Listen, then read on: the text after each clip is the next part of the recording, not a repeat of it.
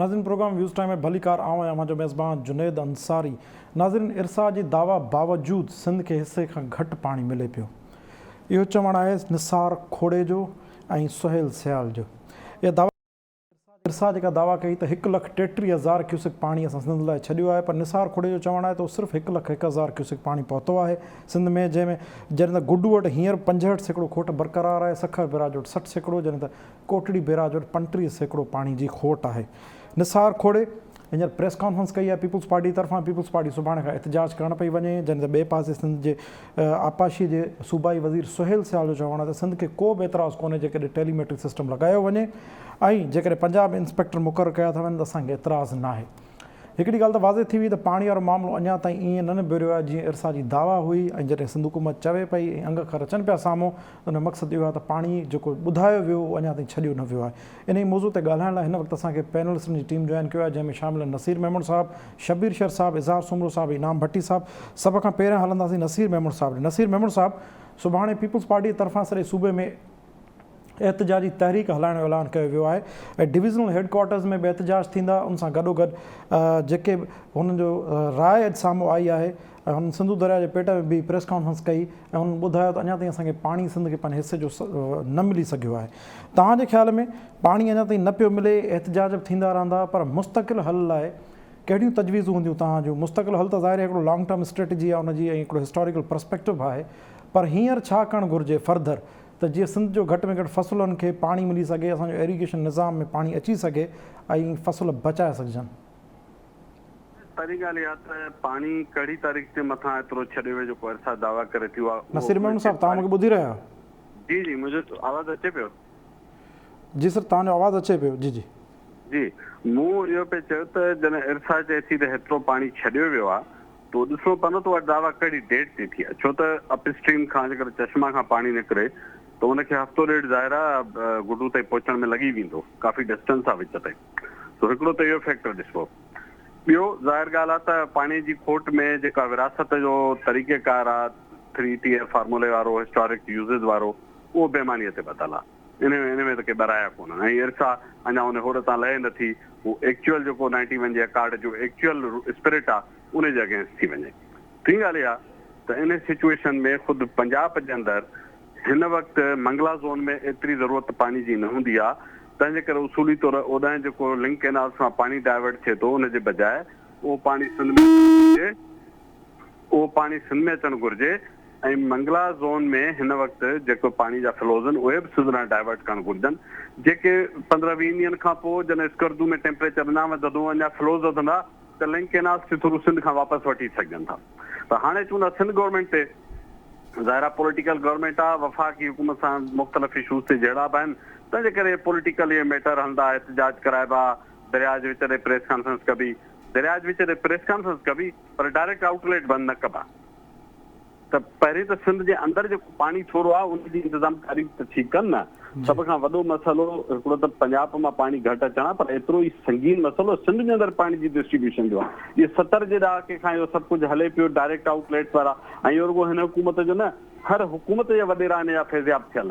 तव्हां मूंखे ॿुधायो मुखालिफ़ दर हुकूमत जे ख़िलाफ़ हिन ते को तव्हां ॻाल्हाईंदे ॿुधो आहे हिन मामले ते? ख़ुदि हिन जा डायरेक्ट बेनिफिशरी सभिनी पार्टियुनि जे अंदरि जेको फ्यूडल क्लास वेठो आहे उहो पाणी जी बद इंतज़ामी जेका सूबे जे अंदरि आहे उनजो डायरेक्ट बेनिफिशरी आहे।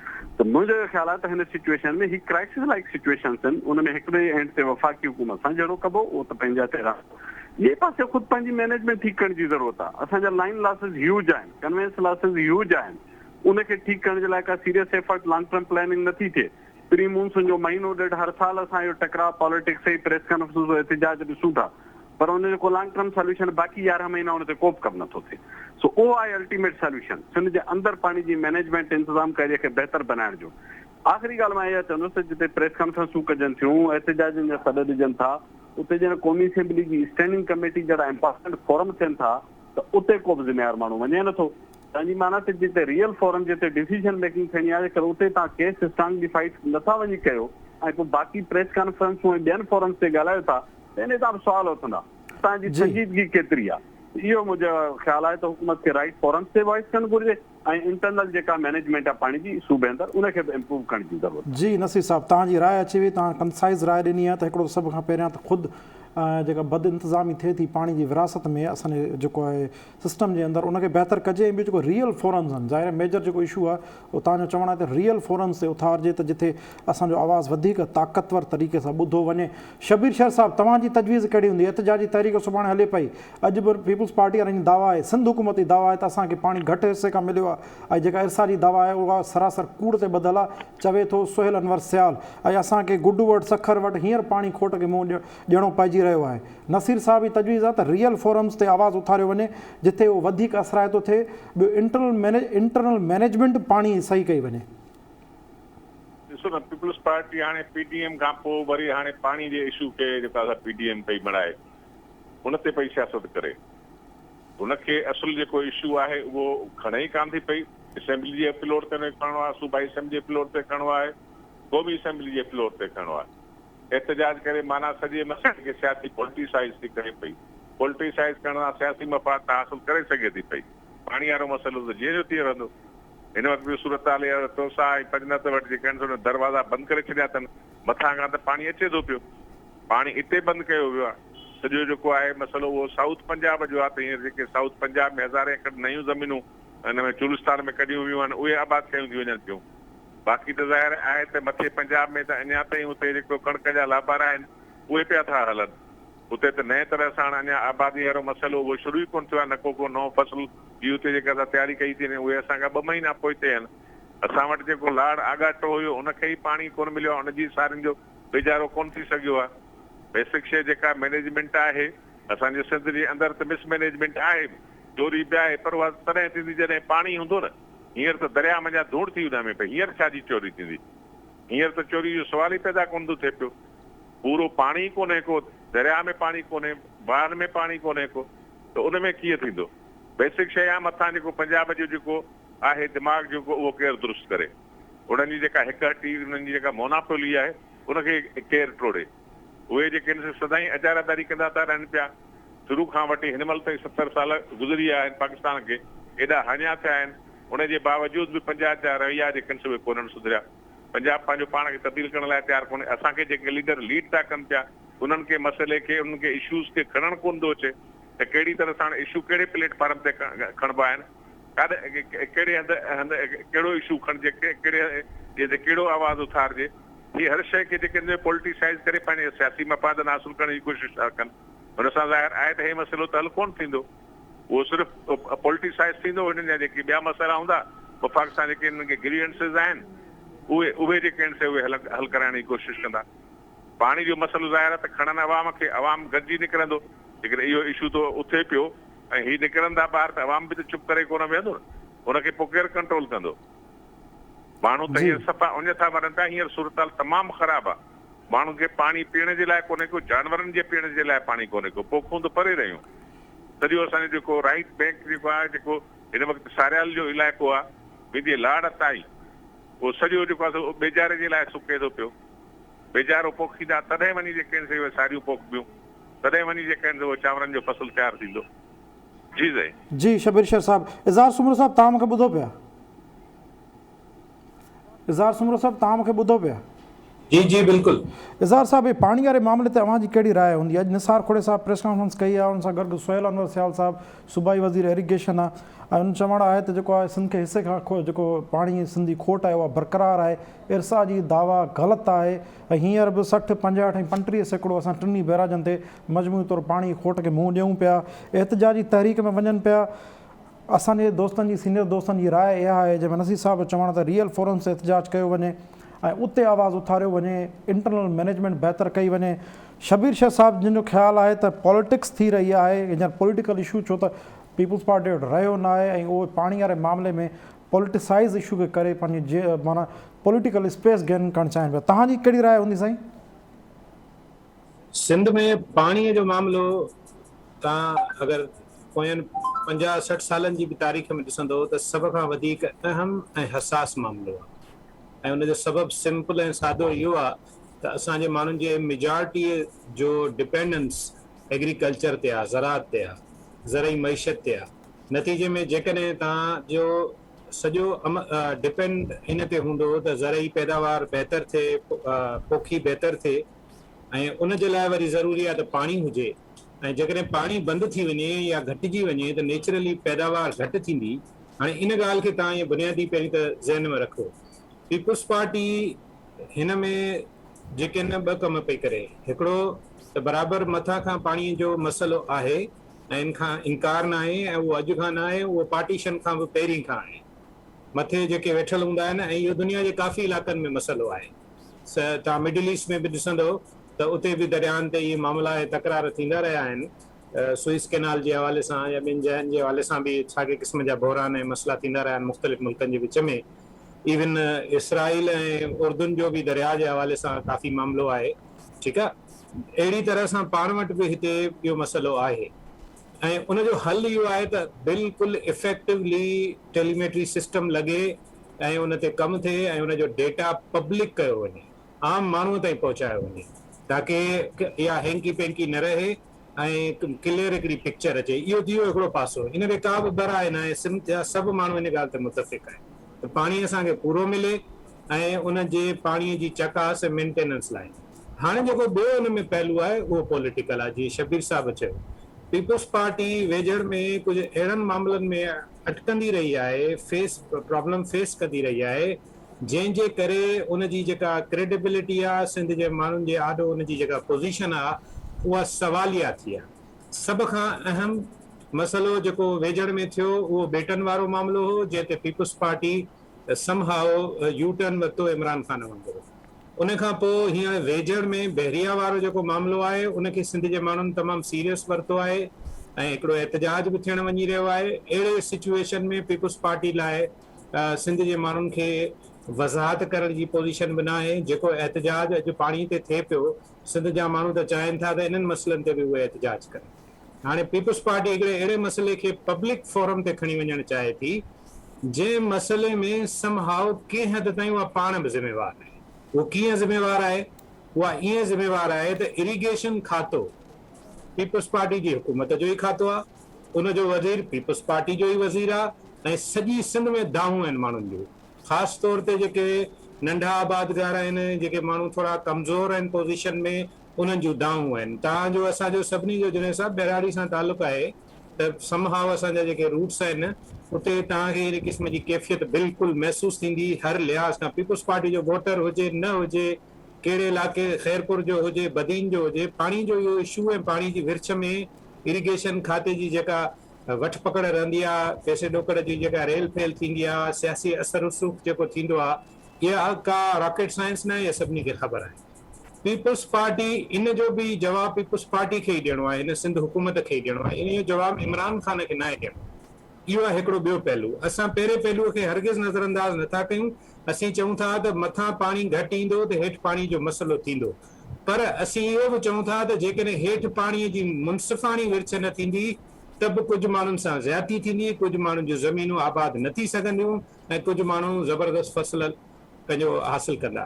तंहिंजे करे इहो जेको सॼो मामिलो आहे, जेकॾहिं पीपुल्स पार्टी पब्लिक में वेंदी ऐं एहतजाज कंदी त किथे किथे उनखे पाण खे बि मसइले खे मोड़ियणो पवंदो, जेका सूरताल बदीन में पैदा थी, अव्हांखे यादि हूंदो।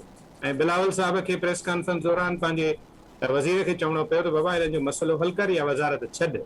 हाणे इहा जेका सिचुएशन आहे इहा बिल्कुलु पॉलिटिकल आहे। इहो टेक्निकल मसइलो घटि आहे, पॉलिटिकल मसइलो वधीक आहे। इन ते सिंध जे माण्हुनि में ॿई राय आहिनि, ॿई ॻाल्हियूं आहिनि ऐं इन जो जवाबु पहिरें सवाल जो जवाबु आहे। उनखे ॻाल्हि खे हिते कंक्लूड कयां थो त पहिरें सवाल जो जवाबु वफ़ाक़ खे ॾियणो आहे ऐं ॿिए सवाल जो जवाबु ख़ुदि सिंध जी पीपुल्स पार्टी हुकूमत खे ॾियणो आहे। ऐं वेंदे वेंदे हिकिड़ी ॻाल्हि कंदो वञा थो जी, मूंखे हिकिड़ी गट फीलिंग आहे, अवां भले हिन ते ॿियनि दोस्तनि खां बि राय वठो, ऐं तहरीक इंसाफ़ जी हुकूमत हे जेको पाणीअ जो इशू आहे इनखे पाण बि वधाइणु चाहे थी। जेको हुनजो अंदाज़ आहे या मसइले खे हल करण जो जेको तरीक़ेकार आहे उहो इहो आहे त मामिलो अञा वधे बजाए हिन जो मसइलो हल थिए। इर्सा जे हद ताईं मसइलो वधियो, उन खां पोइ तव्हां ॾिठो वज़ीर आज़म ताईं मामिलो वियो, मसइलो हल कोन थियो। ऐं उन में वरी पंजाब हुकूमत जंहिं क़िस्म जी जेका आहे लफ़्ज़नि जी गोलाबारी कई, बाजी फिरदौस आशिक़ ऐं हाणे ॿियनि, उहा बि तव्हांजे साम्हूं आहे। उन मां इहो महसूसु थियो त ही ग्राउंड कंहिं ॿी ॻाल्हि जो ठाहिनि पिया। सिंध जा माण्हू हमेशह हिन मामले ते सेंसिटिव बि आहिनि ऐं कॉशियस बि आहिनि। असां काशिश इन करे आहियूं जो माज़ी में बि इन क़िस्म जो माहौल जोड़ियो वेंदो आहे त भाउ पाणी कोन्हे, पाणी ख़तम थी वियो, डेमनि मां पाणी ख़तम थी वियो, स्टोरेज घटि थी वई, तंहिंजे करे मुल्क में डेम ठहणु घुरिजनि। ऐं मूंखे इहो महसूसु थिए थो त हिकु भेरो वरी हे कालाबाग डेम जे लाइ हिकु माहौल जोड़ण जी कोशिशि करे रहिया। जी इनाम भट्टी साहब, तव्हां छा चवंदो, तव्हांजी कहिड़ी राय आहे? ज़ार सुमरे साहब त ॻाल्हि कई त हिकिड़े मामले में हिकिड़े बॉक्स में ॾिसिजे त मेजर चंद जेको फेडरेशन खे जवाबु ॾियणो आहे, फेडरल गवर्नमेंट खे, हेठी सतह ते ॾिसिजे त प्रोविंशियल गवर्नमेंट खे जवाबु ॾियणो पवंदो, ख़ासि तौर ते जेको प्रोविंशियल गवर्नमेंट लीड करे थी पीपल्स पार्टी, उन्हनि खे ॿुधाइणो पवंदो त वाटर मिसमैनेजमेंट छाजे करे थिए थी ऐं कीअं ख़तमु थींदी। पीपल्स पार्टी सिंध जे अंदरि आदमशुमारी जे मामले ते सिर्फ़ु हिकिड़ी धुर खे ख़ुशि करण जे लाइ गॾियल ऐवान जो इजलास घुराइण लाइ त कोशिश करे सघे थी, इरसा में उन ते एहतजाज बि करे सघे थी, पर सिंध जे पाणी जे मामले ते प्रॉपर फोरम ते वञी करे का शइ करण लाइ तयारु कोन्हे। छाकाणि त उनखे ख़बर आहे त प्रॉपर फोरम ते करण जे दौरान उन्हनि खे सियासी तौर ते एॾी का पब्लिसिटी न मिलंदी जेका हींअर PTM मां आउट थियण जे करे हिननि खे डिफेम थियणो पियो आहे। उनखे कवर अप करण जे लाइ पाणी जे इशू ते मुज़ाहिरनि जो ऐलान करे सियासी तौर ते पंहिंजो पाण खे माण्हुनि वटि ज़िंदह रखणु चाहिनि था। निसार खोड़ो उहो ई आहे जंहिं एंटी थल कैनाल जी मूवमेंट जी अॻुवाणी कई पीपल्स पार्टी जे क़यादत में, ऐं उन में उन सिंध जूं ॿियूं पार्टी बि उन्हनि सां गॾु हुयूं, पर जॾहिं खेनि इक़्तिदार मिलियो त उन्हनि थल कैनाल जे लाइ बजट रखी हलाए छॾियो, जेको अॼु 12 ई महीना वहे थो पियो। त हिननि खे जॾहिं बि सिंध जे पाणी जे मामले ते मौक़ो मिले थो, उन ते सियासत त करे सघनि था, पर इहो मामिलो हल कीअं थींदो उन जे लाइ हिन वटि का बि रिथाबंदी कोन्हे। इन में हिकिड़ी शइ ॿी बि सम्झणु खपे त इंसाफ़ ऐं हक़ जे लाइ विड़ी उहो सघंदो आहे जंहिं माण्हू जा पंहिंजा अदल ऐं इंसाफ़ जे लाइ हथ साफ़ हूंदा आहिनि। ॿियनि खां जॾहिं उहो ॿियनि सां नाइंसाफ़ी न कंदो तॾहिं उहा शइ घुरी सघंदो आहे। हिते सिंध जे अंदरि पाणी जी विरासत ते जॾहिं अचूं था त इरिगेशन जो सॼो डिपार्टमेंट उहो हिकिड़े ख़ासि साहब जे करे कंहिंजे मख़सूस माण्हू जे हवाले करे उनखे हलायो थो वञे, जंहिंजी मिनिस्ट्री बि उन वटि हुजे, जंहिंजी मर्ज़ी ते कामोरा मुक़ररु थियनि, त उहा विरछत नाइंसाफ़ी सां सिंध में थिए ई थिए थी। पर मुख्य जेको मसइलो आहे उहो इहो आहे त पंजाब खां पंहिंजे पाणी जो हिसो जेको वठिबो उहो कीअं वठिबो, उन जे लाइ प्रॉपर फोरम सिंध असेंबली आहे, उन जे लाइ प्रॉपर फोरम CCI आहे, ऐं उन जे लाइ प्रॉपर फोरम इहा घुर करणु त गॾियल पार्लियामेंट जो इजलास घुरायो वञे जंहिं में हिननि शयुनि ते ॻाल्हायो वञे। हाणे अचूं था हिन ते त पीपल्स पार्टी खे करिणो छा आहे? पीपल्स पार्टी खे कुझु बि न आहे करिणो, इहे शयूं न कंदा, छाकाणि त उनखे ख़बर आहे त पाणी जे इशू ते सिंध जा माण्हू इलाही सेंसिटिव आहिनि। उन वक़्तु असांखे सभिनी खे मजबूरन पीपल्स पार्टी सां ई गॾु बीहणो पवंदो आहे। जेॾी महिल जलसे जुलूस में वेंदा उते ओॾी महिल पोइ इहो हर कंहिंखे मयार मिलंदो आहे। पीपल्स पार्टी वफ़ाक़ खां पाणी घुरण लाइ जुलूस में कयो बीठी आहे, जलसो कयूं बीठी आहे, केरु हुनजो साथ नथो ॾिए, ऐं पोइ उते इहा सभिनी खे मयार इहा मिलंदी त सभिनी खे यानी पीपल्स पार्टी जी गैर मशरूत तौर ते हिमायत करणु खपे। हा बाबा तव्हां जलसा जुलूस कयो था ऐं सिंध जा सभु माण्हू तव्हांजे पुठियां लॻणु खपनि, सिंध जूं सभई जमायतूं तव्हांजे पुठियां लॻणु खपनि। त आउं सम्झां थो सिंध जे माण्हुनि खे, सिंध जे जमायतुनि खे अहिड़े कंहिं बि हिन झांसे में न अचणु खपे जो उहे सुभाणे हिन एहतजाज जे करे पीपल्स पार्टी जे गॾु लॻी पवनि। पर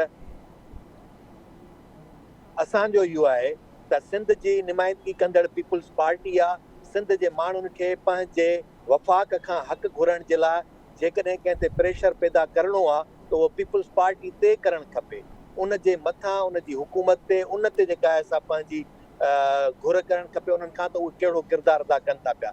जेकॾहिं पीपल्स पार्टी मौजूदा वक़्त में इहो किरदारु अदा करण में नाकाम वञे थी त पोइ सिंध जे माण्हुनि खे पुछाणो बि पीपल्स पार्टी खां करणु खपे त तव्हां असांजे क़ौमी हक़नि जे मुफ़ादनि जे तहफ़ुज़ जे लाइ छा कयो। तव्हां पाणी जो मामिलो हुजे, ॿिया वसीला हुजनि, ज़मीन हुजे, इन्हनि सभिनी तंहिंजे करे असांजी जेतिरे ताईं इन्हनि शयुनि ते इन डायरेक्शन में न थींदी घुर तेसीं ताईं असीं सदाईं रुॻो इहा ई डिमांड कंदा रहंदासूं। पंजाब ज़ुल्म करे छॾियो, वफ़ाक़ ज़ुल्म करे छॾियो, बिल्कुलु उहे कनि था। उन्हनि कॾहिं चयो आहे तव्हां पंहिंजा नुमाइंदा अहिड़ा चूंडियो जेके ऐवाननि में, क़ौमी असेंबली में, सेनेट में, सूबाई असेंबली में पंहिंजो को किरदारु अदा न करे सघनि। हींअर त खणी चवंदा त असीं क़ौमी असेंबली में थोरा आहियूं, सेनेट में बि जेको आहे सो असांजी अक्सरियत कोन्हे, पर जॾहिं संदन इक़्तिदार हूंदो आहे, जॾहिं संदन हुकूमतूं सदारतूं बि हूंदियूं आहिनि ऐं वॾ वज़ारतूं बि हूंदियूं आहिनि ऐं वज़ीर आज़म बि हूंदा आहिनि, त उन दौरान भला हिननि सिंध जे मुफ़ादनि जे लाइ कहिड़ा अहिड़ा कानूनी रस्ता अख़्तियार कया जंहिंजे ज़रिए हमेशह जे लाइ उहा नाइंसाफ़ी जो रस्तो बंदि थी वञे। उहा रस्ते रोक कहिड़े तरीक़े सां थी सघे थी उहा उन्हनि कॾहिं कई, कॾहिं ॿुधाइनि त उन्हनि जॾहिं वफ़ाक़ जे अंदरि पीपुल्स पार्टी जी हुकूमत हुई त उन पाणी जे इन मामले ते उन्हनि को इहो सिस्टम कयो त चश्मा झेलम लिंक केनाल ऐं तौसा पंजनत लिंक केनाल जेके आहिनि उहे बंदि थींदा, थल केनाल न वहंदो। इन ते उन्हनि कॾहिं कयो। उहो जॾहिं उहा शइ नथा कनि उते, त हाणे जॾहिं इक़्तिदार में न हूंदा, पोइ सिंध हुकूमत सिर्फ़ु इहो चवंदी त असीं मुज़ाहिरा था कयूं ऐं जलसा जुलूस था कयूं। तंहिंजे करे आऊं त इनखे सिर्फ़ु ऐं सिर्फ़ु इहो थो सम्झां त पॉलिटिकल गेम पिया खेॾनि। हक़ीक़ी तौर ते सिंध जे हक़ जे हिफ़ाज़त ऐं हुनजे घुर जे लाइ जेको पार्लियामेंट खे, सिंध असेंबली खे, सिंध हुकूमत खे जहिड़ो करणु खपे, उहो किरदारु अदा न पिया कनि। जी नसीर साहब जो ख़्यालु आहे त रियल फोरम्स ते वञिजे ऐं जेको आहे इंटरनल मैनेजमेंट बहितर कजे। शबीर शाह साहब जो ख़्यालु आहे त पॉलिटिकल स्कोरिंग आहे। इनाम भट्टी साहब उन ई राय सां सहमत आहिनि। जॾहिं त इज़हार सुमरे साहब जिन जो ख़्यालु आहे त असांखे जवाबु ॿिनि धुरनि खां वठिणो आहे। हिकिड़ो फेडरल गवर्नमेंट खे त ॾियणो ई ॾियणो आहे वफ़ाक़ी सतह ते, छाजे करे उन्हनि जो कमु आहे उहे पाणी ॾियनि घटि था, पर वरी उहे चवनि था त हिते प्रोविंशियल गवर्नमेंट जा बि इशूज़ आहिनि। इंटरनल मैनेजमेंट पाणी जेका डिस्ट्रीब्यूशन फेयर नथी थिए, जेकर फेयर डिस्ट्रीब्यूशन न थींदी त तव्हां मुकमल इंसाफ़ जी तक़ाज़ा किथां करे सघंदो ऐं कंहिंखां कंदो। हलूं था ॿिए मौज़ूअ ते। ॿियो बि इंतिहाई अहम मौज़ू आहे। इन त असांजी ॻाल्हि घटि थी आहे, पर इहो हर घर सां, हर घर में रहंदड़ ॿार सां, हर घर में रहंदड़ जेको ॿार स्कूल वञे थो या कॉलेज लेवल ते वञे थो, हींअर उनजो सभ खां वॾो सुवालु ऐं कंसर्न आहे इहो त मैट्रिक ऐं इंटर जा इम्तिहान थींदा या न थींदा। जेकॾहिं इम्तिहान थींदा त उहे कीअं थींदा, छो त जेके शागिर्द आहिनि उन्हनि जो कंसर्न इहो आहे त असां सॼो साल पढ़ियो ई न आहे, ऐं जेकर असां पढ़ियो न आहे त तव्हां असांखां पेपर कहिड़े बुनियाद ते वठंदव। अॼु कैटेगोरिकल स्टेटमेंट ॾिनी आहे फेडरल मिनिस्टर एजुकेशन जे शफ़क़त महमूद साहब। हर सूरत में मैट्रिक ऐं इंटर जा इम्तिहान थींदा, उहे पंहिंजे स्टेटमेंट ते क़ाइमु आहिनि, पर अॼु उन्हनि हिकिड़ो फ्रेमवर्क ॾिनो आहे। हुनजो चवणु आहे त जेके मैट्रिक ऐं इंटर जा इम्तिहान थींदा उहे सिर्फ़ु कंपलसरी मज़मूननि मां थींदा। जीअं मिसाल उन्हनि ॿुधायो आहे त मैट्रिक जो एग्ज़ाम जेको थींदो रियाज़ीअ मां वरितो वेंदो, रियाज़ीअ सां गॾु जेके कंपलसरी सब्जेक्ट आहिनि उन मां वरिता वेंदा। इंटरमीडिएट लाइ हुननि चयो आहे त 4 मज़मून जी सिलेक्शन थींदी। 4 कंपलसरी मज़मून जेके आहिनि बायोलॉजी, केमिस्ट्री, फिज़िक्स ऐं इंग्लिश, यानी 4 सब्जेक्ट मां थींदी। हाणे इन ते असां पंहिंजे पैनलिस्टनि खां राय वठंदासीं त फेडरल गवर्नमेंट जे इन फ़ैसिले सां उहे केतिरा सहमत आहिनि, उनखे किथां ॾिसनि, छाजे करे त इहो हर घर जो हींअर हर कंसर्न ऐं सवालु आहे, हर माउ पीउ जो, हर शागिर्द जो। सभ खां पहिरियों हलूं था एजुकेशन्स ॾे। इज़हार सुमरो साहब, तव्हां इनखे के पिया ॾिसो, थोरो असांखे सम्झाइजो इहो फ़ैसिलो कीअं आहे त कंपलसरी मज़मून इनफ आहिनि ऐं इहो फ़ैसिलो बहितर आहे फेडरल गवर्नमेंट जो त कंपलसरी मज़मूननि मां इम्तिहान वरिता वञनि, उहो ई ॿारनि लाइ जेको हिकिड़ो एग्ज़ाम पेपर तौरु बहितर आहे।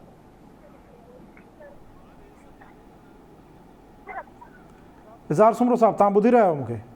जी जी बिल्कुलु ॿुधी रहियो आहियां। सवाल तव्हां मुंहिंजो ॿुधो साईं? जी जी बिल्कुलु ॿुधो आहे तव्हांजो। मां जवाबु पियो तव्हांखे, शुरूआति तव्हांखे ई कया पियो। तव्हां इन फ़ैसिले खे के पिया ॾिसो फेडरल गवर्नमेंट वारे खे? मूं चयो त हीउ जेको सब्जेक्ट कंपलसरी वारो तरीक़ो अख़्तियार कयो अथनि, न रुॻो हिन भेरे थियणु घुरिजे पर मुस्तक़िल हुजणु घुरिजे।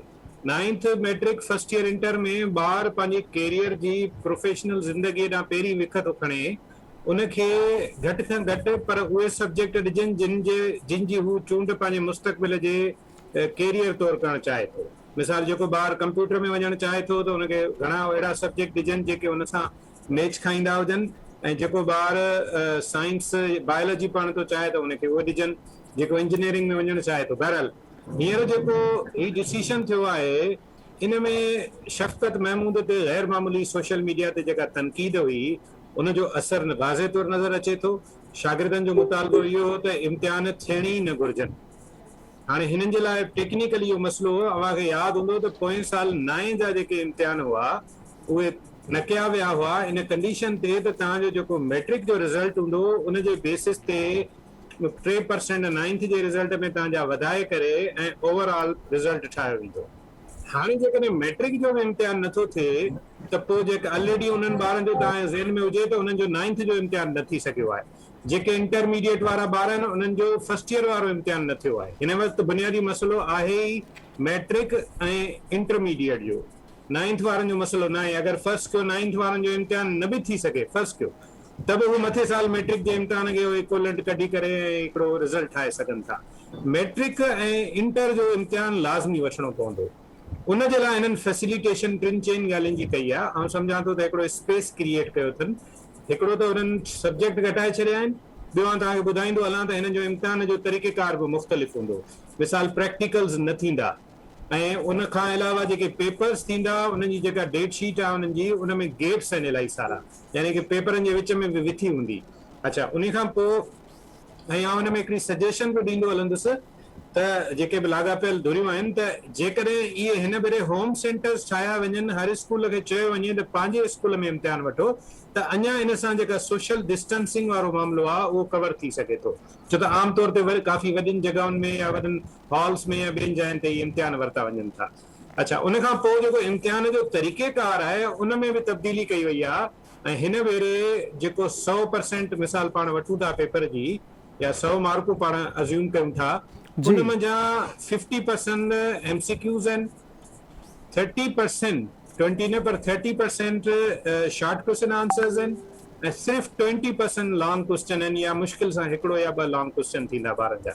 तंहिंजे करे ॿारनि जे लाइ कन्वीनियंट हूंदो त उनखे अटेम्प्ट करे सघनि, छाकाणि त MCQs में चॉइस बि हूंदी आहे ऐं तव्हां वटि हिंट्स बि हूंदा आहिनि, तंहिं करे उहो थोरो क्लिक थी वेंदो आहे ब्रेन में त हिन जो ही जवाबु या ही जवाबु थी सघे थो।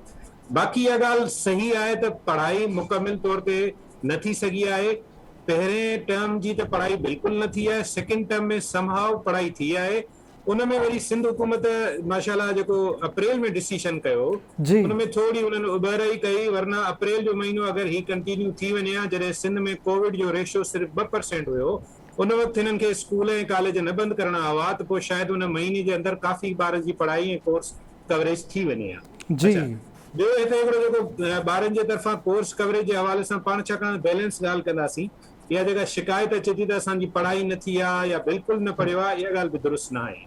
छाकाणि त हिकिड़ो त कोर्स जेको हो ॿारनि जो सिलेबस जेको हो उहो घटाए करे 40% हुन मां कटे करे 60% रखियो वियो। नतीजे में ईअं घणी चइजे त सेकेंड टर्म जे टाइम पीरियड जे अंदरि इहो कोर्स कवर थी सघे थो। इहा जी हिकिड़ी सहूलियत ॿारनि खे ॾिनी वई आहे। अच्छा, जी ज़ार साहब, उन खां पोइ क्लासिस बि तव्हां अगरि ॾिसंदो त 2-2.5 महीना त कंटिन्यूस हलिया आहिनि, थ्रू आउट टाइम त न हलिया आहिनि, ऑनलाइन क्लासिस बि हलिया आहिनि। हिन में जुनेद साहब जेको सभ खां वॾो अहम नुक़्तो अथव न, उहा वाज़े करियां, ख़ानगी स्कूलनि वटि अल्टरनेट्स इलाही सारा आहिनि। उन्हनि जे स्कूलनि में पढ़ंदड़ ॿारनि जे पेरेंट्स वटि बि इलाही सारियूं फैसिलिटीज़ आहिनि, इंटरनेट बि आहे, लैपटॉप्स बि आहिनि, मोबाइल फ़ोन बि आहिनि, ऑनलाइन क्लासिस बि वठी सघनि था।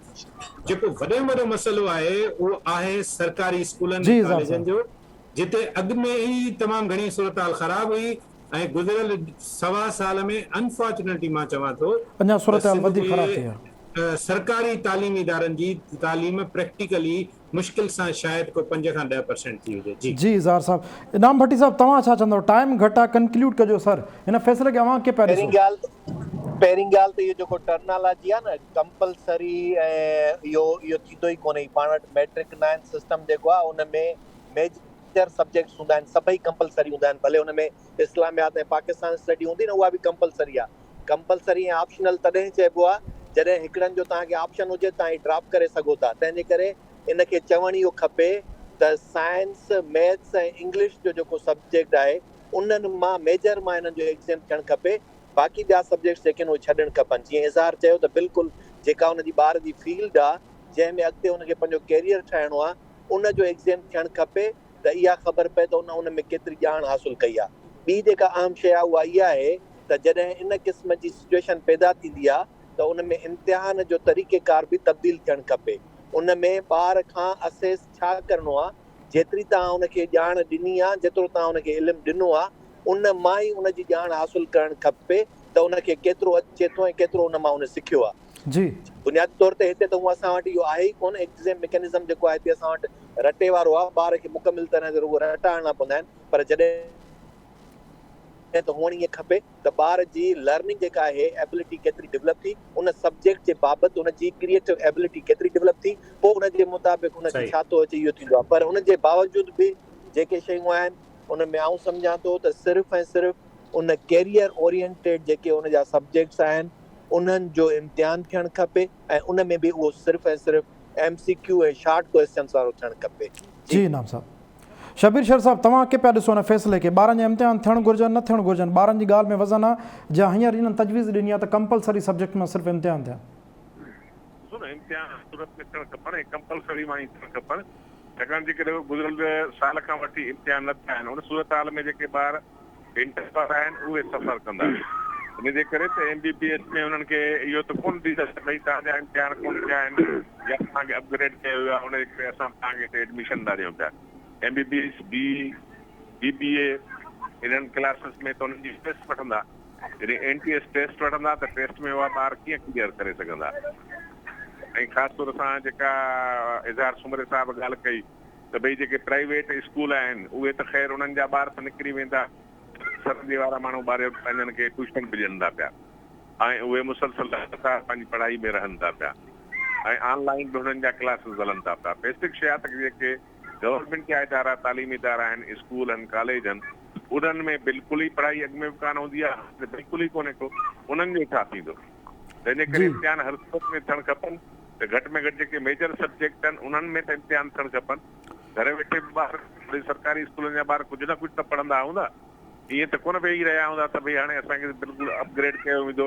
या जेके ॿार इहो चाहींदा आहिनि असां मथे वञूं, मेडिकल में वञूं, इंजीनियरिंग में वञूं, BBA में वञूं, उहे ॿार त हर सूरत में पंहिंजी पढ़ाई जारी रखंदा आहिनि। जी शबीर साहब, नसीर महमूद साहब, कंक्लूडिंग रिमार्क्स तव्हांजा खपनि। फेडरल गवर्नमेंट जी तजवीज़ सां शफ़क़त महमूद जी तजवीज़ खे अवां के पिया ॾिसो, कंपलसरी सब्जेक्ट्स मां इम्तिहान थींदा?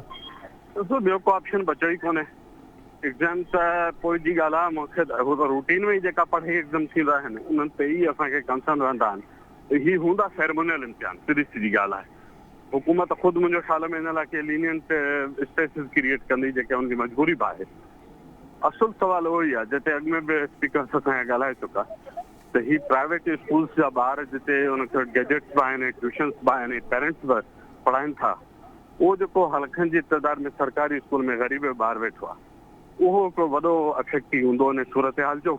उनखे तव्हां पास कराए बि छॾियो त अॻियां हली उहो भोॻींदो जे हिन स्टेप ते हुनजी 9वीं 10वीं जी तयारी सुठी न आहे, कचो रहिजी वियो, फर्स्ट ईयर में हुनखे नुक़सानु पवंदो, सॼे कैरियर में उहो लॉस कैरी कंदो। जी वॾी महिरबानी नसीर महमूद साहब, इज़हार सुमरो साहब, इनाम भट्टी साहब ऐं शबीर शर साहब, तव्हां पंहिंजी क़ीमती राय खां असांखे आगाह कयो। नाज़रीन, हिते प्रोग्राम टाइम पंहिंजी पुॼाणी ते पियो पहुचे, पंहिंजे मेज़बान जुनेद अंसारी खे ॾींदा इजाज़त।